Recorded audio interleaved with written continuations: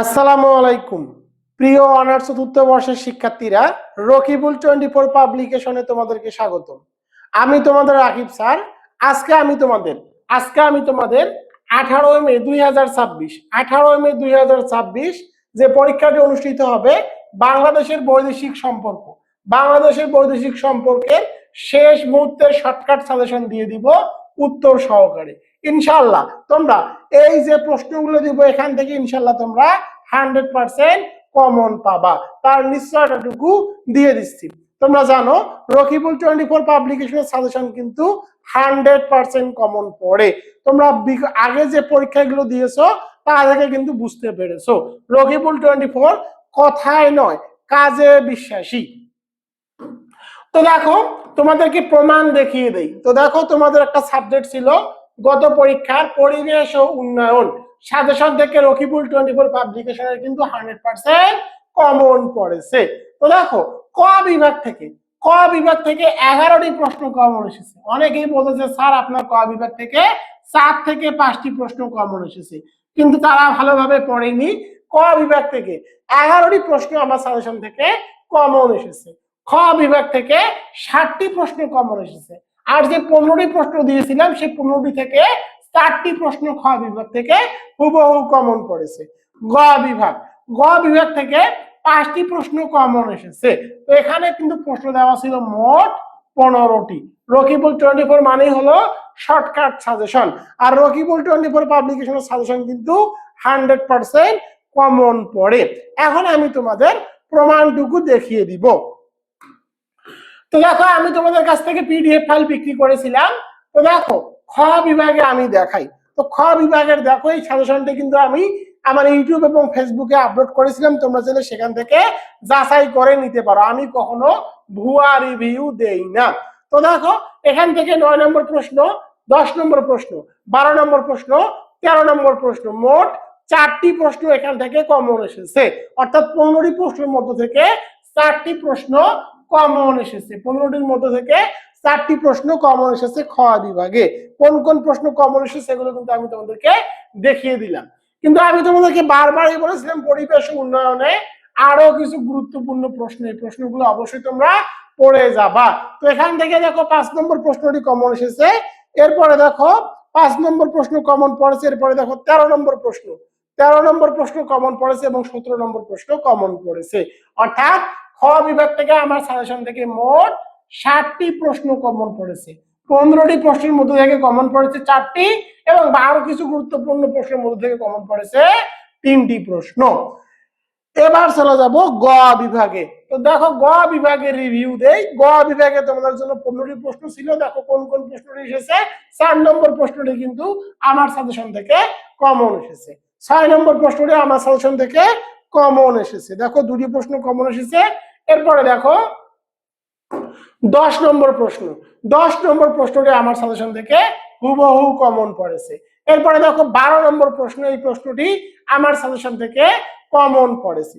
14 নম্বর প্রশ্ন, এই প্রশ্নটিও আমার সাজেশন থেকে কমন পড়েছে। অর্থাৎ আমি 15টি তোমাদেরকে প্রশ্ন পড়তে বলেছিলাম, এই 15টি প্রশ্নের মধ্যে থেকে 5টি প্রশ্ন হুবহু কমন পড়েছে। আমি অনেককে দেখলাম ফেসবুকে রিভিউ দিয়েছে যে 12টি 10টি প্রশ্ন বললে 100% কমন। তারা কি করেছে, এই প্রশ্নটিকে কমন আকারে দিয়েছে, কিন্তু এই প্রশ্নটি ভুল। এই প্রশ্নটি আসে নাই, তোমাদের পরীক্ষা এসেছে পরিবেশের উপর বিশ্ব উষ্ণায়ন, না এটা ছিল বিশ্বায়ন এবং বিশ্ব উষ্ণায়ন কিন্তু এক জিনিস নয়। তোমাদের পরীক্ষায় প্রশ্ন এসেছিল পরিবেশের উপর বিশ্বায়নের প্রভাব।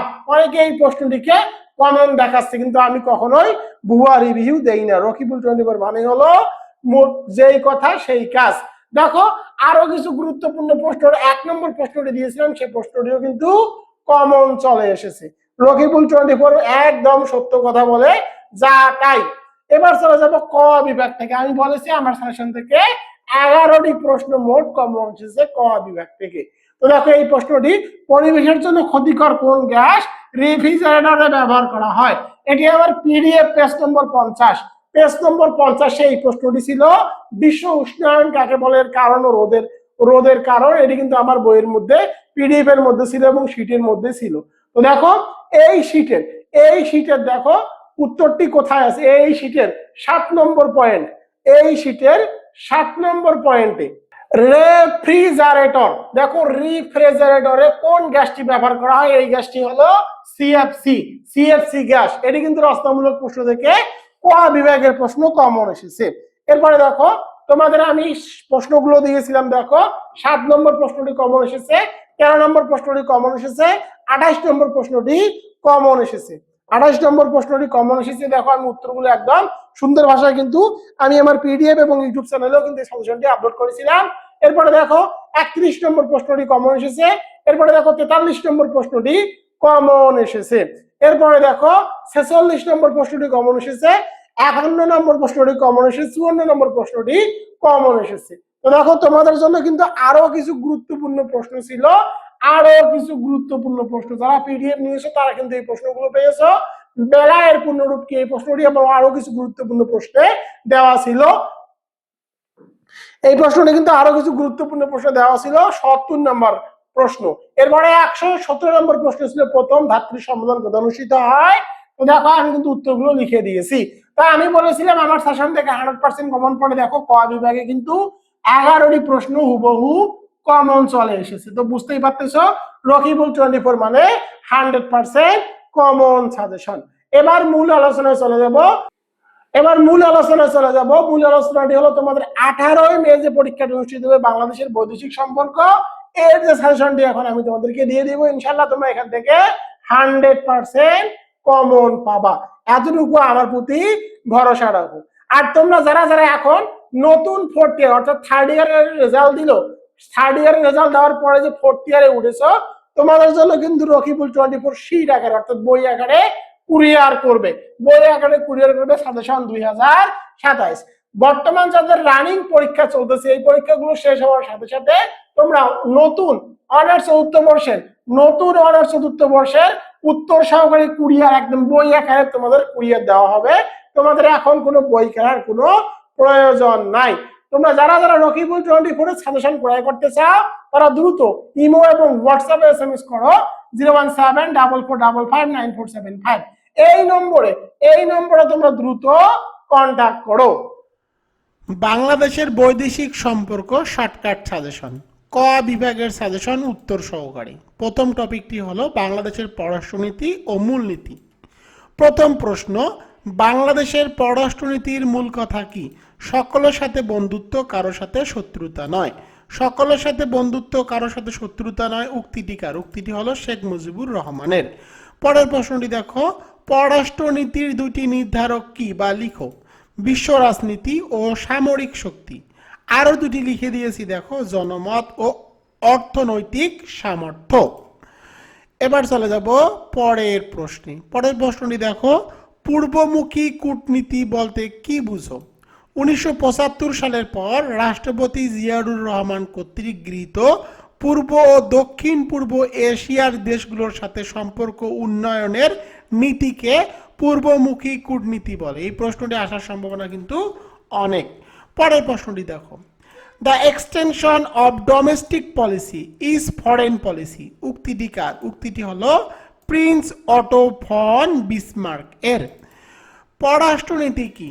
যে নীতির মাধ্যমে এক রাষ্ট্র অন্য রাষ্ট্রের সাথে সম্পর্ক স্থাপন ও পরিচালনা করে তাকে পররাষ্ট্রনীতি বলে। এবার চলে যাব পরের টপিকে, আন্তর্জাতিক ও আঞ্চলিক সংস্থা। প্রথমে জাতিসংঘ। বাংলাদেশ কত সালে জাতিসংঘের সদস্য পদ লাভ করে? 1974 সালের 17 সেপ্টেম্বর। পরেরটি দেখো, ব্লু হেলমেট কি? বিশ্ব শান্তি রক্ষায় জাতিসংঘের শান্তিরক্ষী বাহিনীতে কর্মরত সদস্যদের ব্লু হেলমেট বলা হয়। এবার চলে যাব পরের প্রশ্নে, ভ্যাটো কি? ভ্যাটো হলো জাতিসংঘের নিরাপত্তা পরিষদের কোনো স্থায়ী সদস্য রাষ্ট্রের কোনো সিদ্ধান্তের উপর অসম্মতিমূলক ভোট, যার অর্থ হলো বা এর অর্থ হলো আমি এটা মানি না। দেখো একদম সহজ ভাষায় কিন্তু লিখে দিয়েছি। পরের প্রশ্নটি দেখো, বাংলাদেশের মুক্তিযুদ্ধকালে জাতিসংঘের মহাসচিব কে ছিলেন? উইথান্ট, এটা ছিল মায়ানমারের। পরের প্রশ্নটি দেখো, ইউএনএইচসিআর এর পূর্ণরূপ কি? United Nations high commissioner for refugees. জাতিসংঘ শরণার্থী বিষয়ক হাই কমিশনার। এবার চলে যাব পরের প্রশ্নে। বর্তমানে জাতিসংঘের সদস্য সংখ্যা কত? সদস্য সংখ্যা 193টি। জাতিসংঘের কোন কোন সদস্য রাষ্ট্রের ভ্যাটো ক্ষমতা আছে? কার কার ভ্যাটো ক্ষমতা আছে? মার্কিন যুক্তরাষ্ট্র, ফ্রান্স, যুক্তরাজ্য, রাশিয়া এবং চীনের। এবার চলে যাব সার্ক নিয়ে। কত সালে সার্ক গঠিত হয়? 1985 সালে। সার্কের প্রথম মহাসচিবের নাম কি? জনাব আবুল আহসান, তিনি ছিলেন বাংলাদেশের। সার্কের সচিবালয় কোথায়? নেপালের কাঠমান্ডুতে। সার্কের অষ্টম সদস্য রাষ্ট্র কোনটি? আফগানিস্তান। সাপটা কি? সার্কভুক্ত দেশগুলোর মধ্যে অর্থনৈতিক ও বাণিজ্য সম্প্রসারণের চুক্তি হচ্ছে সাপটা। এবার চলে যাব অন্যান্য সংস্থা ও জোট। বাংলাদেশে বা বাংলাদেশ কত সালে ওআইসি এর সদস্য পদ লাভ করে? 1974 সালের 23 ফেব্রুয়ারি। বাংলাদেশ কত সালে কমনওয়েলথ এর সদস্য পদ লাভ করে? 1972 সালের 18 এপ্রিল। এবার চলে যাব পরের প্রশ্নে। কত সালে জোট নিরপেক্ষ আন্দোলন গঠিত হয়? 1961 সালে। D8 কি? 8টি উন্নয়নশীল মুসলিম দেশের জোট হলো D8। পরেরটি দেখো, বিমস্টেক এর সদর দপ্তর কোথায়? ঢাকা, বাংলাদেশ। সিরডাব এর সদর দপ্তর কোথায়? ঢাকা, বাংলাদেশ। WTO এর সদর দপ্তর কোথায়? Geneva, Switzerland. এবার চলে যাব পরের টপিকে, কূটনীতি ও আন্তর্জাতিক সম্পর্ক বিষয়ক ধারণা। ছিটমহল কি? একটি স্বাধীন দেশের মূল ভূখণ্ডের অভ্যন্তরে অবস্থিত অন্য কোনো স্বাধীন দেশের বিচ্ছিন্ন ভূখণ্ডকে ছিটমহল বলে। দেখো সহজ ভাষায় কিন্তু উত্তরটি লিখে দিয়েছি। পরটি দেখো, জিএসপি কি? জিএসপি বা জেনারেলাইজড সিস্টেম অফ প্রিফারেন্সেস হলো উন্নত দেশগুলো কর্তৃক উন্নয়নশীল দেশগুলোকে, অর্থাৎ উন্নত দেশগুলো কর্তৃক উন্নয়নশীল দেশগুলোকে দেওয়া শুল্ক মুক্ত একটি রপ্তানি সুবিধা। পরেরটি দেখো, নো ম্যানস ল্যান্ড কি? দুটি স্বাধীন দেশের সীমান্তে মধ্যবর্তী সীমারেখা, যেখানে কোনো দেশের আইন কার্যকর নয় বা কোনো স্থাপনা করা যাবে না, সেটাই হলো no man's land. Buffer state কি? দেখো, দুটি বৃহৎ ও শক্তিশালী রাষ্ট্রের মধ্যবর্তী ক্ষুদ্র ও নিরপেক্ষ রাষ্ট্রটাই হলো বাফার স্টেট। ডিপ্লোমা শব্দের অর্থ কি? ভাঁজ করা কাগজ বা সনদ। পরেরটি দেখো, কূটনীতি কি? বিভিন্ন রাষ্ট্রের মধ্যে ক্ষমতাপ্রাপ্ত ব্যক্তিবর্গ দ্বারা বুদ্ধি ও কৌশল প্রয়োগের মাধ্যমে জাতীয় স্বার্থ সংরক্ষণকেই কূটনীতি বলে। এবার চলে যাব পরের টপিকে, আন্তর্জাতিক আর্থিক প্রতিষ্ঠান। আন্তর্জাতিক তিনটি আর্থিক প্রতিষ্ঠানের নাম লিখো। IMF, WB, ADB। এটা হলো আন্তর্জাতিক তিনটি আর্থিক প্রতিষ্ঠানের নাম। বিশ্ব ব্যাংকের সদর দপ্তর কোথায়? ওয়াশিংটন ডিসি, যুক্তরাষ্ট্র। বিশ্ব ব্যাংক কত সালে প্রতিষ্ঠিত হয়? 1944 সালে। কার্যকর হয় 1945 সাল। IMF কত সালে প্রতিষ্ঠিত হয়? 1944 সাল। পরেরটি দেখো, IBRD এর পূর্ণরূপ কি? International bank for reconstruction and development. এবার চলে যাব ঐতিহাসিক ঘটনা ও ব্যক্তিত্ব। বাংলাদেশের মুক্তিযুদ্ধ চলাকালে মার্কিন প্রেসিডেন্ট কে ছিলেন? Richard Nixon. পরেরটি দেখো, বাংলাদেশের মুক্তিযুদ্ধ চলাকালে ভারতের প্রধানমন্ত্রী কে ছিলেন? ভারতের প্রধানমন্ত্রী ছিলেন ইন্দিরা গান্ধী। ইন্ডিয়া ডক্ট্রিনের প্রবক্তা কে? জওহরলাল নেহেরু। কত সালে সোভিয়েত ইউনিয়নের পতন হয়? 1991 সালে। এবার চলে যাব পূর্ণরূপে। NAM এর পূর্ণরূপ কি? নন এলিগেন্ট মুভমেন্ট, জোট নিরপেক্ষ আন্দোলন। CTBT এর পূর্ণরূপ কি? Comprehensive nuclear test ban treaty, সার্বিক পারমাণবিক পরীক্ষা নিষিদ্ধকরণ চুক্তি। ECNEC এর পূর্ণরূপ কি? Exclusive committee of the national economic council. পরেরটি দেখো, বিমস্টেক এর পূর্ণরূপ কি? Bay of Bengal initiative for multi sectoral technical and economic cooperation. UNESCO এর পূর্ণরূপ কি? United Nations educational scientific and cultural organisation.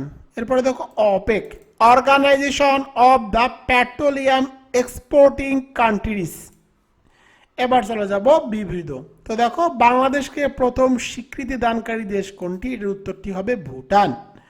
যেহেতু বর্তমান শেখ হাসিনা সরকার নাই, তাই এর উত্তর ভারত হবে না, এর উত্তর হবে ভুটান। মূলত ভুটানেই কিন্তু প্রথম বাংলাদেশকে স্বীকৃতি দেয় আনুষ্ঠানিকভাবে, পরে ভারত স্বীকৃতি দেয়। প্রথম কোন আরব রাষ্ট্র বাংলাদেশকে স্বীকৃতি দেয়? ইরাক, 8 জুলাই 1972। কোন নদী বাংলাদেশ ও মায়ানমারকে বিভক্ত করেছে? এটা হলো নাপ নদী। রোহিঙ্গা জনগোষ্ঠী মায়ানমারের কোন রাজ্যে বসবাস করত? রাখাইন রাজ্যে। পরের প্রশ্নটি দেখো, 7 সিস্টার বলতে ভারতের কোন রাজ্যগুলোকে বোঝায়? ভারতের উত্তর পূর্ব অঞ্চলের 7টি রাজ্য, অরুণাচল, আসাম, নাগাল্যান্ড, মেঘালয়, মণিপুর, ত্রিপুরা ও মিজোরামকে। ভারতের কোন রাজ্যে টিপাই মুখবাদ অবস্থিত? মণিপুর রাজ্যে।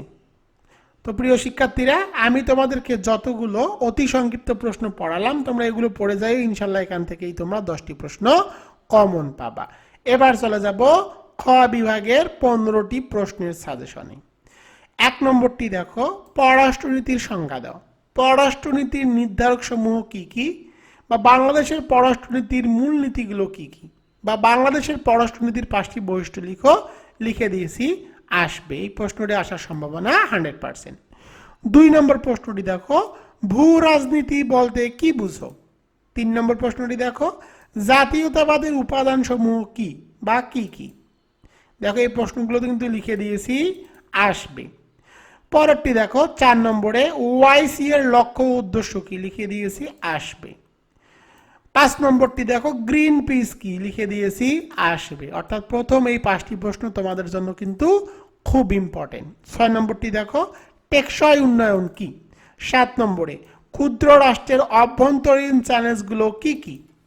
8 নম্বরে, কূটনৈতিক বিমুক্তি কি? কূটনৈতিক বিমুক্তি কি? পরের প্রশ্নটি দেখো, সাপটা কি? 10 নম্বর প্রশ্ন, বিমস্টেক কি? 11 নম্বর প্রশ্নটি দেখো, নিরাপত্তা পরিষদের গঠন আলোচনা করো, অথবা নিরাপত্তা পরিষদের স্থায়ী সদস্য দেশগুলোর নাম লিখো। উত্তর একটাই হবে। 12 নম্বর প্রশ্নটি দেখো, বাংলাদেশের প্রতিরক্ষার কৌশল উল্লেখ করো। 13 নম্বর প্রশ্ন, জি8 সম্পর্কে লিখো। 14 নম্বর প্রশ্ন, জনমত কিভাবে পররাষ্ট্র নীতিকে প্রভাবিত করে? ব্যাখ্যা করো। 15 নম্বর প্রশ্ন, বাংলাদেশ ভারতের মধ্যে 3টি সমস্যা উল্লেখ করো। দেখো তোমাদের জন্য সুপার সাজেশন 1 2 3 4 5 থেকে 2 থেকে 3টি প্রশ্ন আসবে, অর্থাৎ 1 2 3 4 5 এখান থেকে ইনশাআল্লাহ তোমরা 2 থেকে 3টি প্রশ্ন কমন পাবা। তোমাদের সকলের প্রতি রিকোয়েস্ট থাকবে, আমি এখানে যে মোট 15টি প্রশ্ন দিয়েছি, তোমরা এই 15টি প্রশ্ন পড়ে যাবা, ইনশাআল্লাহ এখান থেকে তোমরা 5টি প্রশ্ন কমন পাবা। দেখো তোমাদের জন্য এখানে আরো কিছু গুরুত্বপূর্ণ প্রশ্ন দেওয়া আছে, স্ক্রিনের মধ্যে তোমরা প্রশ্নগুলো দেখতে পাচ্ছ।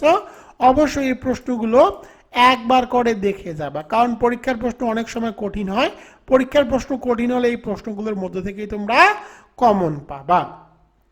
এবার চলে যাব গ বিভাগের টপ 15 রচনামূলক প্রশ্নের সাজেশন।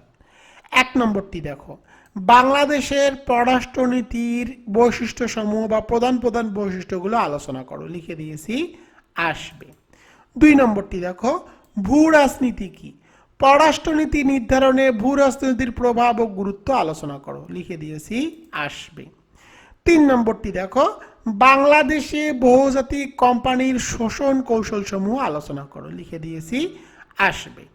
4 নম্বরটি দেখো, তৃতীয় বিশ্বের দেশসমূহের অর্থনৈতিক মুক্তির উপায়সমূহ আলোচনা করো। লিখে দিয়েছি, আসবে। 5 নম্বর প্রশ্নটি দেখো, তুমি কি মনে করো সার্ক তার উদ্দেশ্য পূরণে সফল হয়েছে? তোমার উত্তরের সপক্ষে যুক্তি দাও, অথবা সার্কের সমস্যা ও সম্ভাবনা আলোচনা করো। লিখে দিয়েছি, আসবে। 6 নম্বর প্রশ্নটি দেখো, বাংলাদেশ ভারত দ্বিপাক্ষিক সমস্যাগুলো চিহ্নিত করো বা আলোচনা করো। 7 নম্বরে বাংলাদেশের মুক্তিযুদ্ধে পরাশক্তি সমূহের ভূমিকা আলোচনা করো। 8 নম্বরে টেকসই উন্নয়নের শর্তাবলী সমূহ আলোচনা করো। 9 নম্বরে বাংলাদেশের অর্থনৈতিক উন্নয়নে এশিয়ার উন্নয়ন ব্যাংক এডিপি এর ভূমিকা আলোচনা করো বা বর্ণনা করো বা ব্যাখ্যা দাও। 10 নম্বর প্রশ্নটি দেখো, বাংলাদেশের মুক্তিযুদ্ধে সোভিয়েত ইউনিয়নের ভূমিকা মূল্যায়ন করো বা বর্ণনা দাও। 11 নম্বর প্রশ্নটি দেখো, বাংলাদেশের সাম্প্রতিক কালের কূটনীতির কৌশল আলোচনা করো। 12 নম্বর প্রশ্নটি দেখো, সাম্প্রতিক সময়ে বাংলাদেশের পররাষ্ট্রনীতির সফলতা সমূহ বর্ণনা করো বা আলোচনা করো। 13 নম্বর প্রশ্নটি দেখো, বাংলাদেশের পররাষ্ট্রনীতির নির্ধারক সমূহ বর্ণনা করো। 14 নম্বর প্রশ্ন, বাংলাদেশ ও মায়ানমারের মধ্যে বিদ্যমান রোহিঙ্গা সংকট সমাধানের সম্ভাব্য উপায়সমূহ আলোচনা করো। 15 নম্বর প্রশ্নটি দেখো, জোট নিরপেক্ষ আন্দোলনের বাংলাদেশের ভূমিকা আলোচনা করো। তোমাদের জন্য সুপার সাজেশন 1 2 3 4 5 থেকে তোমরা 2 থেকে 3টি প্রশ্ন কমন পাবা। তোমাদের সকলের প্রতি রিকোয়েস্ট থাকবে এখানে যে আমি 15টি প্রশ্ন দিয়েছি, এই 15টি প্রশ্ন তোমরা পড়ে যাবা, তাহলে তোমরা এখান থেকে 5টি প্রশ্ন কমন পাবা। দেখো তোমাদের জন্য আরো কিছু 4টি এখানে গুরুত্বপূর্ণ প্রশ্ন দেওয়া আছে, তোমরা চাইলে এই প্রশ্নগুলো একবার করে দেখে যেতে পারো। তোমরা চাইলে রকিবুল 24 এর উত্তর সহকারে পিডিএফ ফাইলগুলো ক্রয় করতে পারো, একদম সহজ ভাষায় উপস্থাপন করা আছে এবং 100% কমন পড়ে। তোমরা যারা রকিবুল 24 এর সাজেশন পিডিএফ গুলো ক্রয় করতে চাও বা সিডি আকারে কুরিয়ার নিতে চাও, তারা অবশ্যই ইমো এবং হোয়াটসঅ্যাপে যোগাযোগ করো 01744559475।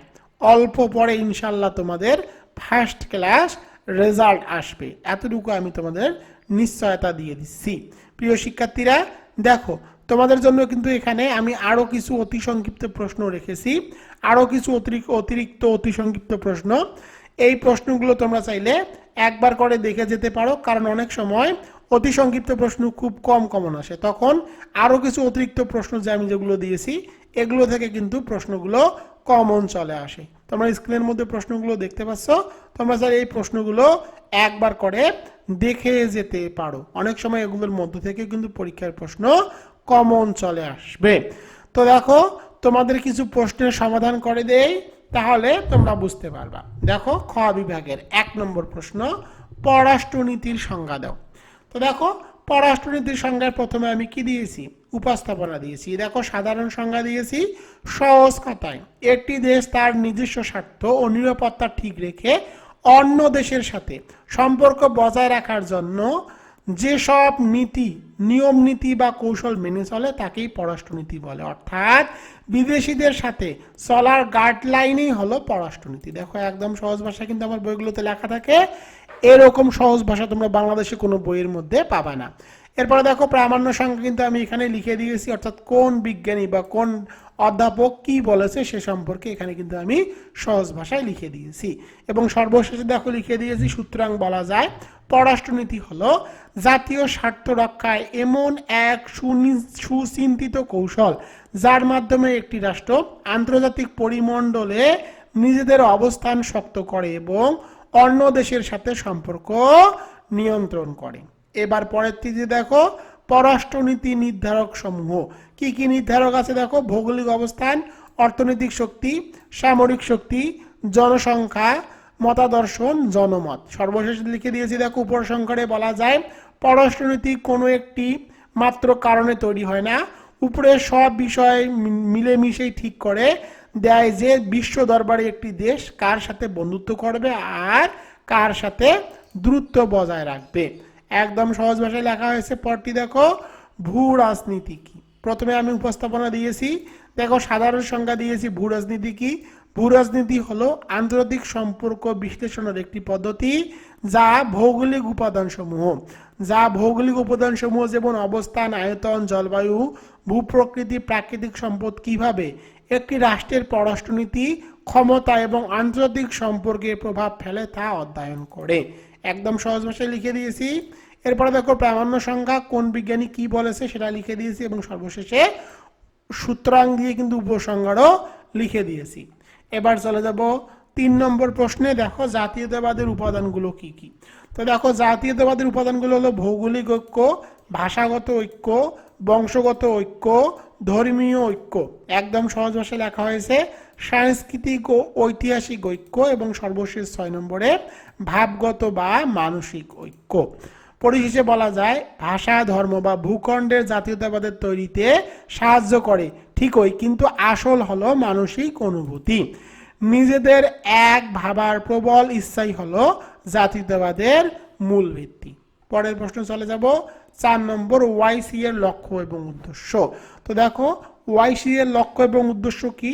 ইসলামী সংগতির জোরদার করা, পবিত্র স্থানগুলো রক্ষা করা, ফিলিস্তিনিদের সমর্থন, সামাজিক ও অর্থনৈতিক সহযোগিতা। পরের 5 নম্বরটি দেখো বর্ণ বৈষম্য ও উপনিবেশবাদ দূর করা। সংক্ষেপে বলা যায় ওয়াইসি হলো মুসলিম বিশ্বের সম্মিলিত কণ্ঠস্বর। এর মূল লক্ষ্য হলো বিশ্বজুড়ে মুসলমানদের সম্মান ও স্বার্থ রক্ষা করা এবং সদস্য রাষ্ট্র দেশগুলোর উন্নতি নিশ্চিত করা। দেখো একদম সহজ ভাষায় কিন্তু উত্তর লিখে দিয়েছি। আমি তোমাদেরকে 5টি প্রশ্ন দেখাচ্ছি, বাকি প্রশ্নগুলো তোমরা চাইলে পিডিএফ আকারে ক্রয় করতে পারো। দেখো 5 নম্বর প্রশ্নটি গ্রিন পিস কি, প্রথমে সুন্দরভাবে উপস্থাপন দিয়েছি। এরপরে দেখো সাধারণ সংখ্যা দিয়েছি। সাধারণ সংখ্যায় দেখো সহজ কথায় গ্রিন পিস হলো একটি আন্তর্জাতিক বেসরকারি সংস্থা বা এনজিও, যা পৃথিবীর পরিবেশ রক্ষা, জীববৈচিত্র্য সংরক্ষণ এবং পারমাণবিক যুদ্ধের ঝুঁকি কমানোর জন্য আন্দোলন করে। এরা অসহিংস পদ্ধতিতে পরিবেশ ধ্বংসকারী কাজের প্রতিবাদ জানায়।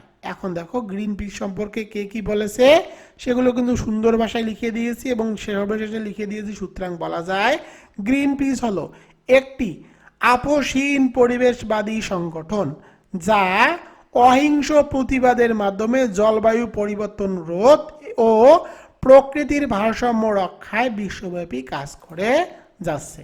এরপরে যে প্রশ্নগুলো সেগুলো আছে তোমরা চাইলে পিডিএফ আকারে ক্রয় করতে পারো। আমি তোমাদেরকে দেখাচ্ছি রকিবুল 24 পাবলিকেশন, রাষ্ট্রবিজ্ঞান 1st ইয়ার, 2nd ইয়ার, 3rd ইয়ার, 4th ইয়ার এবং মাস্টার্সের যে উত্তরগুলো লেখে, বাংলাদেশের যতগুলো বই আছে তার থেকে এই উত্তরগুলো কিন্তু একদম সহজ ভাষায় লেখা হয়েছে।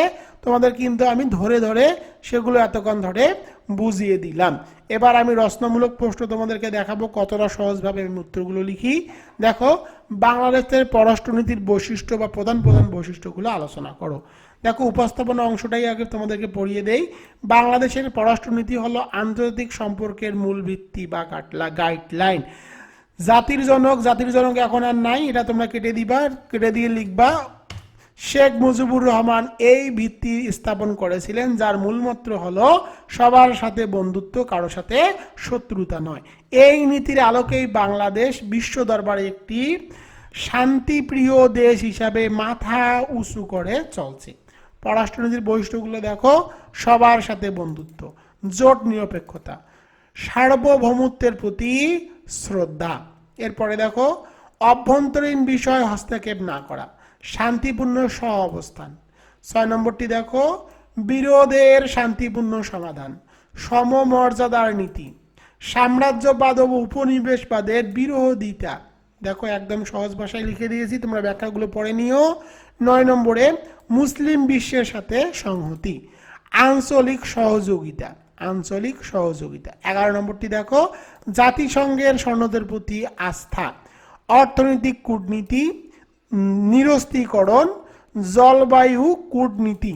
এবং দেখো 14টি, প্রতিটি প্রশ্নেতে কিন্তু 14টি করে পয়েন্ট দেওয়া আছে। বাংলাদেশের কোনো বইয়ের মধ্যেই তোমরা প্রতিটি প্রশ্নে 14টি করে পয়েন্ট পাবা না। এবং সর্বশেষ লিখে দিয়েছি দেখো পরিশেষে বলা যায় বাংলাদেশের পররাষ্ট্রনীতি অত্যন্ত ভারসাম্যপূর্ণ, দূরদৃষ্টি ও শান্তিকামী। এই নীতির কারণেই বাংলাদেশ আজ বিশ্ব দরবারে একটি মডারেট, মানবিক ও উন্নয়নশীল রাষ্ট্র হিসেবে পরিচিত পেয়েছে। দেশের স্বার্থ রক্ষা এবং বিশ্ব শান্তি প্রতিষ্ঠায় এই নীতির আজও সমভাবে কার্যকর। ভূ রাজনীতি কি? সহজ ভাষায় লিখে দিয়েছি কোন দেশের ভৌগোলিক অবস্থান কিভাবে তার রাজনীতি আন্তর্জাতিক সম্পর্কে প্রভাবিত করে তা নিয়ে আলোচনাই হলো ভূ রাজনীতি। অর্থাৎ মাটি ও মানচিত্র ব্যবহার করে বিশ্ব রাজনীতিতে ক্ষমতা বাড়ানোর কৌশলই হলো ভূ রাজনীতি। ভূ রাজনীতি সম্পর্কে কে কি বলেছে দেখো আমি স্ক্রিনের মধ্যে লিখে দিয়েছি, তোমরা একটু পড়েই নিবা। তো দেখো পররাষ্ট্রনীতি নির্ধারণে ভূ রাজনীতির প্রভাব ও গুরুত্ব, কি কি প্রভাব রয়েছে, ভৌগোলিক অবস্থান, প্রতিবেশী প্রভাব, প্রাকৃতিক সম্পদ, সমুদ্র পথের নিয়ন্ত্রণ, সীমান্ত নিরাপত্তা, এরপরে দেখো বাফার স্টেট বা মধ্যবর্তী রাষ্ট্র, সামরিক কৌশল, অর্থনৈতিক করিডর, পানির রাজনীতি, জনসংখ্যা ও জনমিতি, আঞ্চলিক জোট গুরুত্ব, জলবায়ু পরিবর্তন, পরাশক্তির আগ্রহ, খাদ্য নিরাপত্তা। এবং সর্বশেষ লিখে দিয়েছি দেখো পরিশেষে বলা যায় নেপোলিয়ন বলেছিলেন একটি দেশের পররাষ্ট্রনীতি তার ভূগোলের মধ্যেই লুকিয়ে থাকে। আপনি চাইলে ইতিহাস বদলাতে পারেন কিন্তু ভূগোল বদলাতে পারবেন না। তাই পররাষ্ট্রনীতি নির্ধারণে ভূ রাজনীতি হলো সবচেয়ে বড় ধ্রুব সত্য, যাকে ঘিরে আবর্তিত হয় জাতীয় স্বার্থ। একদম সহজ ভাষায় এবং স্ট্যান্ডার্ড ভাষায় কিন্তু উত্তরগুলো লিখে দিয়েছি। 3 নম্বরটি দেখো বাংলাদেশের বহুজাতিক কোম্পানির শোষণের কৌশল, কিভাবে শোষণ করে। সস্তা শ্রমের ব্যবহার, সস্তা শ্রম নেয়, মুনাফা পাচার করে দেয়, কর ফাঁকি করে, করটা ফাঁকি দেয়, দেশীয় শিল্প ধ্বংস করে দেয়, পরিবেশ দূষণ করে, ট্রেড ইউনিয়ন করতে বাধা। পরেরটি দেখো প্রাকৃতিক সম্পদের অপব্যবহার, সংস্কৃতির আগ্রাসন, প্রযুক্তি গোপন রাখা, অস্থায়ী নিয়োগ, যে নিয়োগগুলো দেয় সে নিয়োগগুলো থাকে অস্থায়ী, উচ্চ মূল্যে পণ্য বিক্রি, রাজনৈতিক প্রভাব বিস্তার, স্বাস্থ্যের ঝুঁকি, বিজ্ঞাপনে ধোঁকা। সর্বশেষে লিখে দিয়েছি দেখো পরিশেষে বলা যায় বহুজাতিক কোম্পানিগুলো উন্নয়নের অংশীদার সে যে আসলে তারা মূল লক্ষ্য হলো সর্বোচ্চ মুনাফা লুট করা। তারা দেশের শ্রম ও সম্পদ ব্যবহার করে নিজেদের পকেট ভারী করছে। তাই দেশের এই শোষণ বন্ধ করতে সরকারকে কঠোর আইন ও নজরদারি বাড়াতে হবে। এবার চলে যাব পরে 4 নম্বর প্রশ্নে। 5টা প্রশ্ন আমি তোমাদেরকে পড়াবো। 4 নম্বরটি দেখো তৃতীয় বিশ্বের দেশগুলোর অর্থনৈতিক মুক্তির উপায়, কিভাবে অর্থনৈতিক মুক্তি করা যায়। উপায়গুলো দেখো শিক্ষা ও দক্ষতা উন্নয়ন, দ্রুত শিল্পায়ন, কৃষি আধুনিকীকরণ, রাজনৈতিক স্থিতিশীলতা, দুর্নীতি দমন, পরনির্ভরশীলতা কমানো, প্রযুক্তির সর্বোচ্চ ব্যবহার, মানব সম্পদ উন্নয়ন, রপ্তানি বহুমুখীকরণ, অবকাঠামো উন্নয়ন, সুশাসন ও আইনের শাসন, নারীর অংশগ্রহণ, আঞ্চলিক সহযোগিতা, প্রাকৃতিক সম্পদের সদ্ব্যবহার। পরিশেষে বলা যায় তৃতীয় বিশ্বের দেশগুলোর অর্থনৈতিক মুক্তি কারো দয়ার দান নয়, বরং এটি নিজেরাই অর্জন করতে হবে। কঠোর পরিশ্রম, সঠিক পরিকল্পনা এবং দেশপ্রেম থাকলে দারিদ্র্যের দুষ্টচক্র ভেঙে মাথা উঁচু করে দাঁড়ানো সম্ভব। দক্ষিণ কোরিয়া বা মালয়েশিয়া তার বড় প্রমাণ। এবার চলে যাব আজকের 5 নম্বর প্রশ্ন, এটি হলো তোমাদের জন্য সর্বশেষ প্রশ্ন। তো দেখো তুমি কি মনে করো সার্ক তার উদ্দেশ্য পূরণে সফল হয়েছে? তো পক্ষে তোমার যুক্তি দেখাও। দেখো দক্ষিণ এশীয় আঞ্চলিক সংস্থা সহযোগী সংস্থা সার্কের উদ্দেশ্য নিয়ে গঠিত হয়েছিল, তা পূরণের সংস্থাটি সফল হতে পারেনি। এর পিছনে বেশ কিছু কারণ আছে। যে উদ্দেশ্য নিয়ে তৈরি হয়েছে সার্ক সেটি কিন্তু পূরণ হয়নি। কারণগুলো কি? ভারত পাকিস্তান দ্বন্দ্ব। তোমরা জানো ভারত এবং পাকিস্তানে কিন্তু যে কাশ্মীর সীমান্ত সমস্যা সেটি সব সময় থাকে। তারপরে দেখো শীর্ষ সম্মেলনে অনিয়মিত আয়োজন, যে আয়োজনটা থাকে সার্কের সেটা কিন্তু ঠিক মতো হয় না। সাপটা এর অকার্যকারিতা। পরেরটি দেখো অশুল্ক বাধা, সর্বসম্মতি নীতি, দ্বিপাক্ষিক বিষয় আলোচনার সুযোগ না থাকা, অর্থাৎ পরস্পরে যে বিরোধ বিষয়গুলো আছে সেগুলো নিয়ে কিন্তু আলোচনার সার্কে কোনো সুযোগ নাই। সদস্য দেশগুলোর মধ্যে অসামঞ্জস্য, আন্তঃআঞ্চলিক যোগাযোগের অভাব, বিকল্প জোটের উত্থান। 10 নম্বরটি দেখো রাজনৈতিক সদিচ্ছার অভাব। পরেরটি দেখো পারস্পরিক বিশ্বাসের ঘাটতি, সন্ত্রাসবাদ ও নিরাপত্তার উদ্বেগ, সহযোগিতার সীমিত ক্ষেত্র, গৃহীত সিদ্ধান্ত ধীর বাস্তবায়ন। এবং দেখো সর্বশেষে আমি লিখে দিয়েছি পরিশেষে বলা যায় উপরের আলোচনা থেকে এই সিদ্ধান্ত আসা যায় যে সার্ক তার উদ্দেশ্য পূরণে সফল হয়নি। এটি একটি সুন্দর স্বপ্ন নিয়ে যাত্রা শুরু করলেও রাজনৈতিক বিভেদ ও অবিশ্বাসের কঠিন দেওয়ালে ধাক্কাকে মুখ থুবড়ে পড়েছে। ভারত পাকিস্তান সম্পর্ক স্বাভাবিক না হওয়া পর্যন্ত এবং সদস্য দেশগুলোর মধ্যে সত্যিকার রাজনৈতিক সদিচ্ছা তৈরি না হওয়া পর্যন্ত সার্কের পক্ষে একটি কার্যকর আঞ্চলিক সংগঠন পরিণত হওয়া প্রায় অসম্ভব। দেখো একদম সহজ ভাষায় কিন্তু উত্তর লিখে দিয়েছি প্রিয় শিক্ষার্থীরা। তোমরা যারা যারা নতুন চতুর্থ বর্ষ অর্থাৎ তৃতীয় বর্ষ পাশ করে চতুর্থ বর্ষে উঠলা, তাদের জন্য কিন্তু আমি সাজেশন তৈরি করব 2027-এর জন্য। তো তোমাদের সকলের প্রতি রিকোয়েস্ট থাকবে, দেখো একদম সহজ ভাষায় কিন্তু আমি উত্তরগুলো লিখে দিয়েছি। তোমরা যাদের রকিবুল 24 সাজেশন ক্রয় করতে পারো তারা দ্রুত আমার ইমো এবং হোয়াটসঅ্যাপে যোগাযোগ করো 01744594475। তোমাদের আজকের ক্লাসটি কেমন লাগলো এবং তোমরা কে কোন কলেজ থেকে ক্লাসগুলো দেখতেছো অবশ্যই কমেন্ট বক্সে তোমাদের মতামতটুকু জানিয়ে দিবা।